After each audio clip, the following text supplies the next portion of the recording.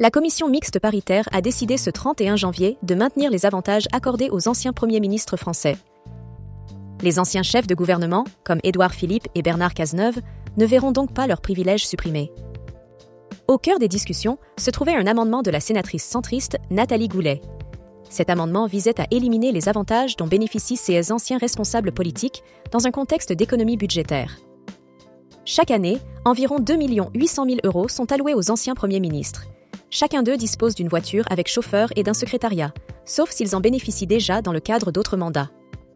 Pour les anciens présidents, comme Nicolas Sarkozy et François Hollande, des bureaux sont aussi financés par l'État. Nathalie Goulet a justifié son amendement en affirmant que la plupart des anciens responsables étaient déjà multipensionnés. De plus, beaucoup continuaient à exercer des activités professionnelles. Elle a alors plaidé pour que les fonds publics ne soient pas attribués à des citoyens n'occupant plus de responsabilités, soulignant que personne n'est au resto du cœur. Malgré le soutien initial qu'a reçu sa proposition, le Premier ministre François Bayrou s'est opposé à la suppression de ces avantages.